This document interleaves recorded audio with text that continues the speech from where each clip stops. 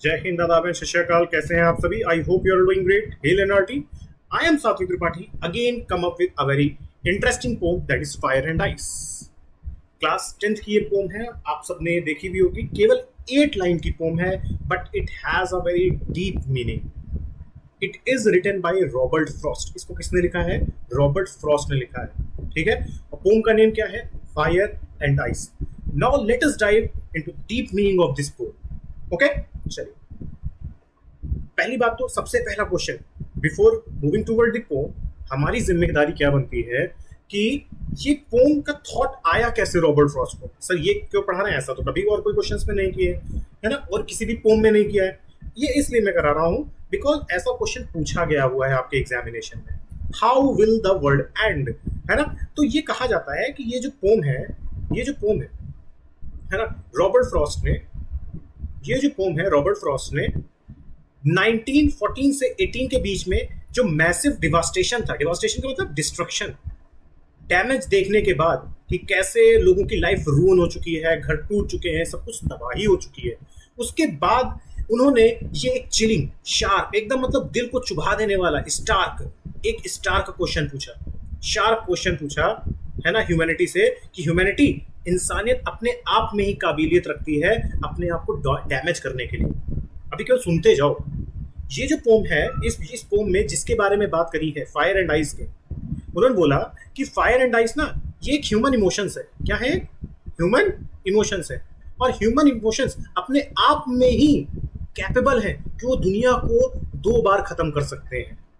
कोई weapon of mass destruction नहीं चाहिए, कोई एटॉमिक बॉम्ब नहीं चाहिए, कोई डायनामाइट नहीं चाहिए, कुछ नहीं चाहिए, कोई मिसाइल नहीं चाहिए। केवल इंसान के इमोशंस, ये फायर एंड आइस ही हमारे लिए इनफ है कि वो इंसान को पूरी तरीके से खत्म कर सकते हैं। अच्छा, कुछ उन्होंने ऐसा 1914 से लेके 1918 के वर्ल्ड वॉर तक की देखा होगा, इसीलिए उन्होंने बोला। और ये पोम फिर पब्लिश कब हुई? जाके 1920। इसीलिए हम ये बोल रहे हैं कि जो रिटर्न है बहुत ही छोटी लिखी है, मगर ये बताता है कि कैसे कितना मैसिव डिवास्टेशन हुआ है, डिस्ट्रक्शन हुआ है। और ये जो फ्रॉस्ट की पोम है, ये बहुत ही चिलिंग, बहुत ही शार्प, एकदम क्रिटिसाइज कर रही, क्रिटिकल क्वेश्चन पूछती है कि कैसे ह्यूमैनिटी अपने आप में ही कैपेबल है पूरी तरीके से दुनिया को खत्म करने के लिए। अच्छा, इस पोम में 2 चीजों के बारे में बात करी गई है। पहली तो है फायर और दूसरी है आइस, है ना। Let me just change the colour. First one is fire और एक आइस। देखो, हर पोम में 2 मीनिंग होती है। एक हिडन मीनिंग होती है। हिडन मीनिंग को मैंने आपको जो वो करवाया था डस्ट ऑफ स्नो, तो मैंने आपको बताया था एक होती है फिगरेटिव मीनिंग और एक होती है लिटरल। लिटरल का मतलब क्या हुआ? जो लिखा है बस वही मीनिंग है। ठीक है, जैसे the world ends via, via का मतलब होता है थ्रू, है ना। जो दुनिया खत्म होगी, नेचुरल डिजास्टर तो आएंगे, एक खूब तेज गर्म हवाएं चलेंगी, स्कॉचिंग हीट वेव्स आएंगी, जैसे अभी चलना शुरू हो जाएंगी नॉर्थ इंडिया में 50, 49। हमेशा याद रखिएगा 35 डिग्री और 38 डिग्री के बाद जब टेम्परेचर बढ़ जाता है, उसके बाद जो हवाएं चलती है उनको हीट वेव्स बोलते हैं। ठीक है, और या तो फ्रीजिंग, सब एकदम चिल हो जाएगा, ठंडा हो जाएगा, या तो दुनिया इस तरीके से खत्म होगी, और या फिर जो वर्ल्ड है पूरी तरीके से डिस्ट्रॉय हो जाएगा extreme and uncontrollable human emotions की वजह से। ये कौन कौन से हो गए अभी देखेंगे। ये है ग्रीड, रेज, रेज माने गुस्सा, है ना, हेट्रेड, इन सब की वजह से खत्म हो जाएगा। ठीक है, तो फायर एंड आइस में एक तो लिटरल मीनिंग हो गई कि स्कॉचिंग हीट वेव चलेंगी और फ्रीजिंग आइस एज आ जाएगी जिसकी वजह से खत्म हो जाएगा। दूसरी क्या होती है बेटा? फिगरेटिव मीनिंग होती है। ठीक है, फिगरेटिव का मतलब क्या हुआ? फायर और आइस को सिंबलाइज कर दिया गया। आइस का मतलब अभी देखेंगे क्या होता है, फायर का मतलब क्या होता है। जब हम बात करते हैं लिटरल मीनिंग, तो लिटरल मीनिंग का मतलब जो लिखा है बस वही। फिगरेटिव का मतलब हिडन मीनिंग। ठीक है, तो पोम को हमेशा 2 पार्ट में तोड़ा जाता है। तो कुछ कहते हैं कि अर्थ जो है, जो हमारा अर्थ है, हमारा जो सोलर सिस्टम है, वो कैसे डिवास्ट, बेसिकली अर्थ की बात करते हैं। कुछ कहते हैं आइस की वजह से होगी और कुछ कहते हैं फायर की वजह से होगी। ठीक है, उसके बाद जो तीसरी चौथी लाइन है, मगर उनको क्या लगता है? From what I have tested according to Frost उनको ऐसा लगता है I hold with those who favour fire. मगर वो अग्री ज्यादा करते हैं कि पहली बार अगर जब खत्म होगी तो वो फायर की वजह से खत्म होगी। ठीक है, I agree with those, paper में पूछा जाता है होल्ड विद का मतलब क्या होता है? अग्री करना। मगर उनको लगता है कि अगर पहली बार जब कभी खत्म होगी दुनिया तो वो फायर की वजह से खत्म होगी। फिर अब फायर क्या है? फायर बेटा, फायर का मतलब होता है ग्रीड, फायर का मतलब होता है अनएंडिंग डिजायर्स। अनएंडिंग डिजायर्स का मतलब डिमांड, मुझे चाहिए, I need more, I need that. अच्छा, जैसे गांधी जी ने एक बार बहुत ही अच्छी बात बोली थी कि there is suffice who in need but not who are in greed. उनके लिए इनफ है जिनको जरूरत है, मगर मतलब अगर पूरी दुनिया में जिसको जिसको जरूरत है, सबके लिए कुछ ना कुछ दुनिया रखती है, उसके पास रिसोर्सेज हैं, धरती हमारी माँ है। मगर अगर एक इंसान भी लालची है तो उसके लिए दुनिया कम पड़ जाएगी। ठीक है, तो लालची इंसान के लिए पूरी दुनिया कम है, और अगर आपको जरूरत है तो सबके लिए कुछ ना कुछ है। ठीक, तो यहाँ जो पैशनेट इमोशन है, सीधे सीधे आपसे पूछेगा कि फायर कैसा इमोशन है, एक पैशनेट इमोशन है। और ये क्या क्या चीज दिखाता है बेटा? ग्रीड को दिखाता है, अनएंडिंग डिजायर को दिखाता है, इंटेंस एम्बिशन। ये जो इराक इजराइल वॉर चल रही है, ये एम्बिशन ही तो है। मुझे उसको ऑयल रिजर्व मिल जाए, मुझे एनर्जी कंज्यूम करनी है, मुझे ये मिल जाए, मुझे मैं उसकी कंट्री क्या कर लूँ, ऑक्यूपाई कर लूँ। फ्यूरी, फ्यूरी का मतलब मैंने आपको बता ही दिया, रिच, है ना। आगे देखो क्या कह रहा है, ये जो अनएंडिंग वांट्स हैं कि मुझे और चाहिए, ये पूरी तरीके से इंसान को खा जा रही है। जैसे कि fire, these aggressive emotion burn fast and destroy everything in their path. जो भी रास्ते में आता है सब कुछ खत्म हो जाता है, और जिससे क्या होता है, कॉन्फ्लिक्ट होता है, वायलेंस होती है, और सोसाइटल डिके होती है, सोसाइटी कोलैप्स कर जाती है। ठीक है, चलो अब आगे आते हैं। आई थिंक, अब आते हैं, ये तो फायर के बारे में बात कर ली। फायर क्या क्या सिंबलाइज कर रही मैंने बताया आपको। I think I know enough of hate to say that for destruction ice is also great and good suffice. ठीक, कह रहा है कि मगर ऐसा नहीं है कि केवल फायर ही है ना, और मैं आइस को एकदम छोड़े दे रहा हूं। आइस का मतलब क्या हुआ बेटा? आइस का मतलब हो गया हेट्रेड, है ना, अपैथी, हेट्रेड, अपैथी, इनडिफरेंस। ठीक है, जब ये सारी चीजें, आइस किस चीज को सिंबलाइज करी? इन तीन वर्ड्स को करी, याद रखिएगा, आइस इन चीजों को सिंबलाइज करती है।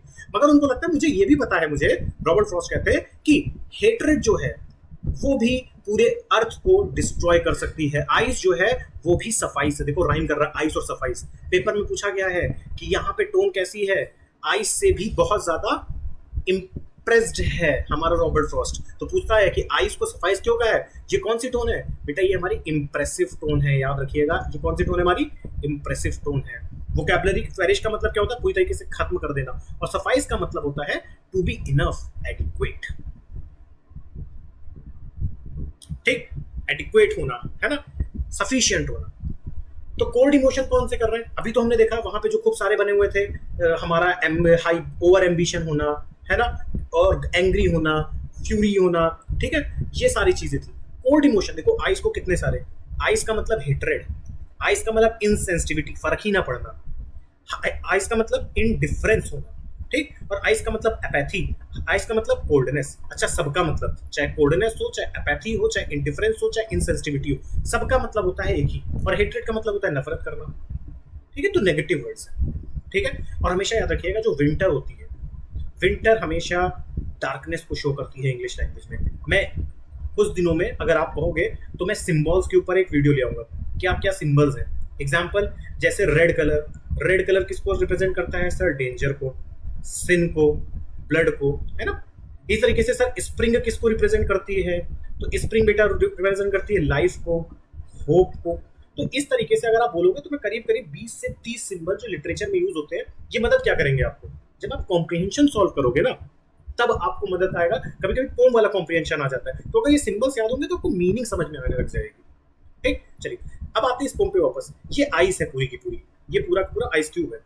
ठीक है, तो ये जो आइस है ये क्या है? इनसेंसिटिविटी है, लोगों के अंदर की इमोशंस, है ना। ये किसको शो करती है? कोल्ड इमोशंस को शो करती है।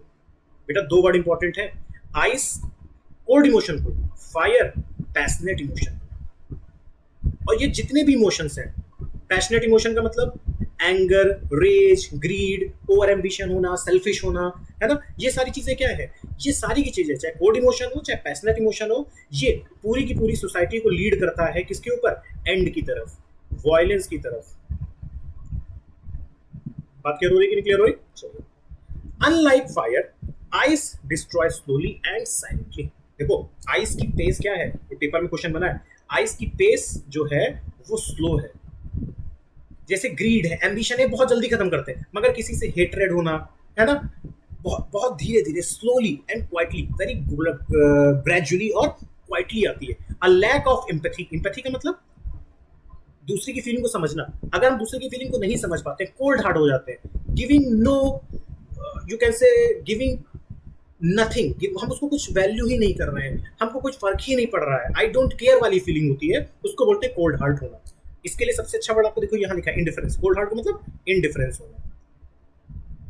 एक इंडिया इडियम फ्रेज होता है कोल्ड शोल्डर देना। कोल्ड शोल्डर का मतलब क्या होता है? इग्नोर करना।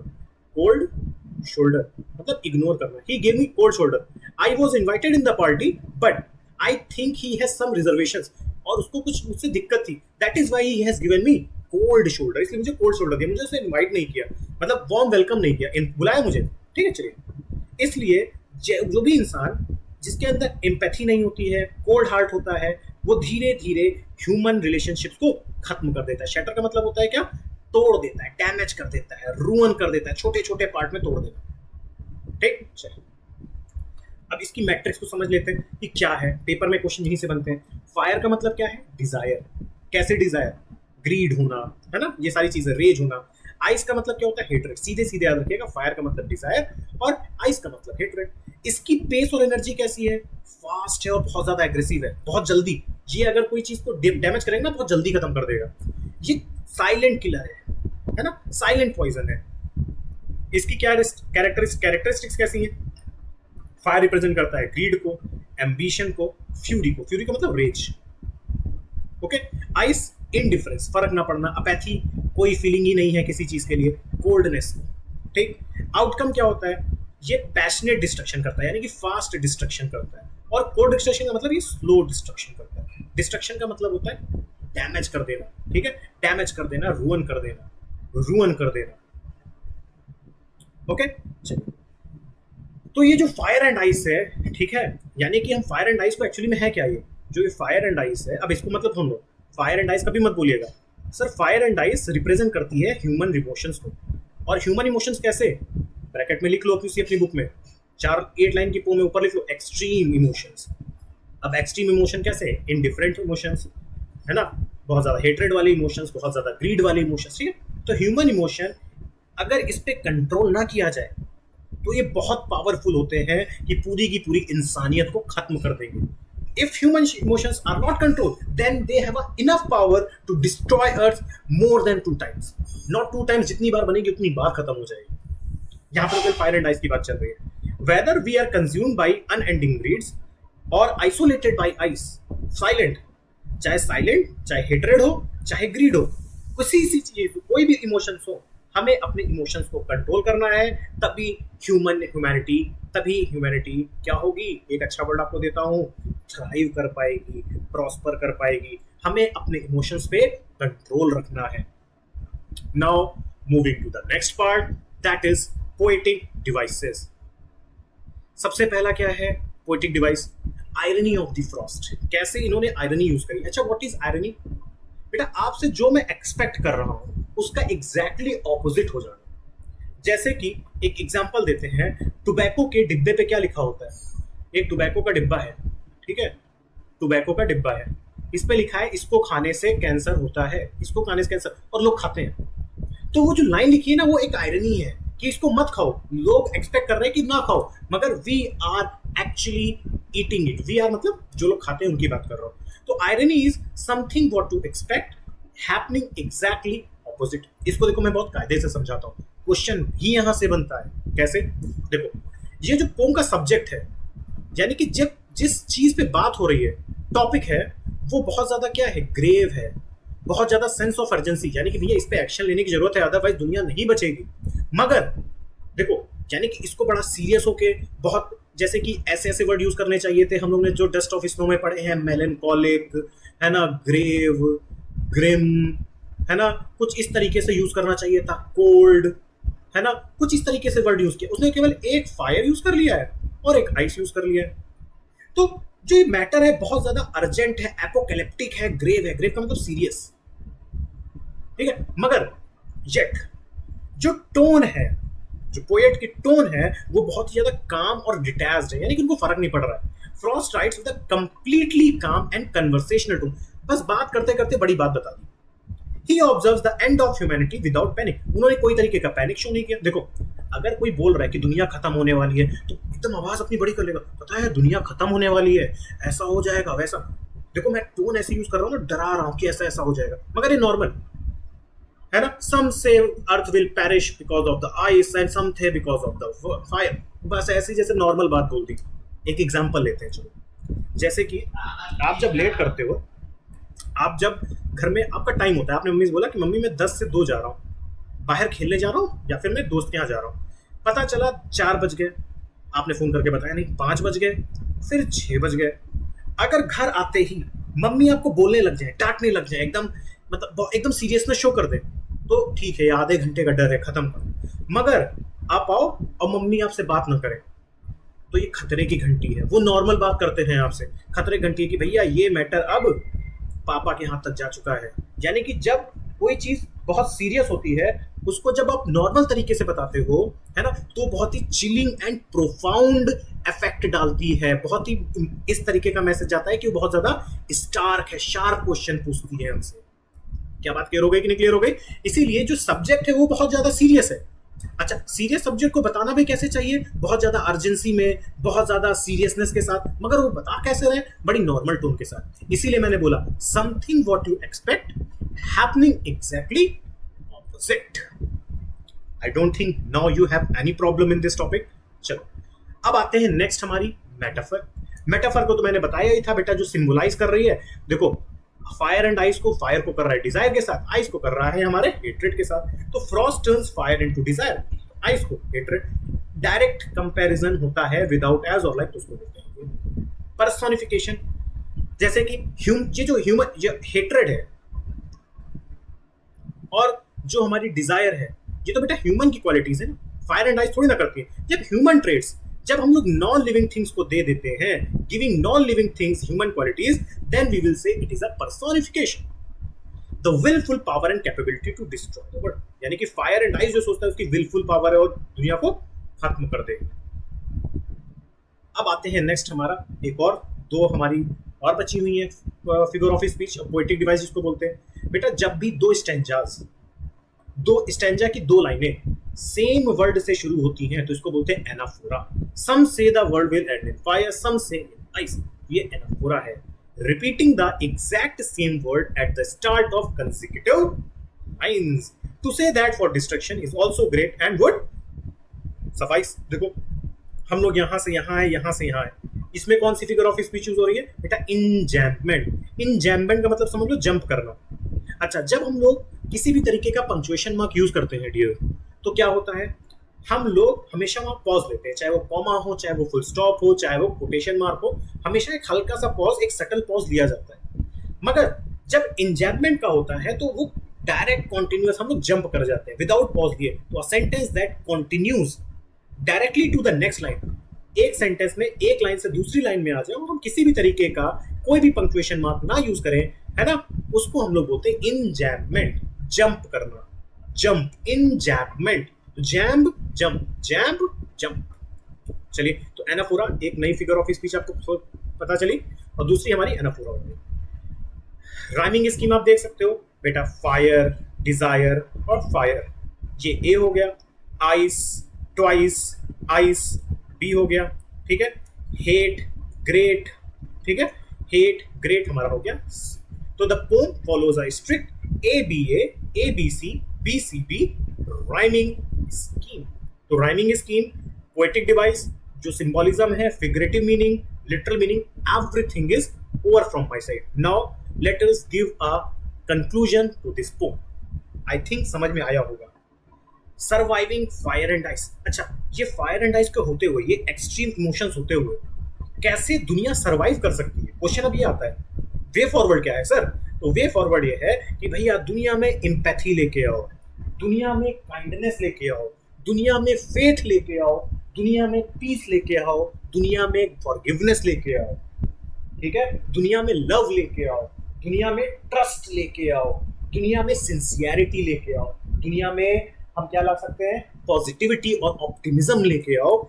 तभी ये हमारे वे फॉरवर्ड्स हैं जिनसे इस दुनिया को हमी से मतलब क्या, हमारे ही एक्सट्रीम इमोशन से बचाया जा सकता है। ये जो मैंने वर्ड्स बोले ना, लिख लेना, इसमें लिखे तो 2 ही 3 थे, empathy, kindness and emotional balance. अगर मैंने और भी बोले जैसे फेथ हो गया, पीस हो गया, ग्रेटिट्यूड हो गया, फॉरगिवनेस, कि भैया माफ करो, माफ कर दो सामने वाले को, तभी तो हेट्रेड खत्म होगी।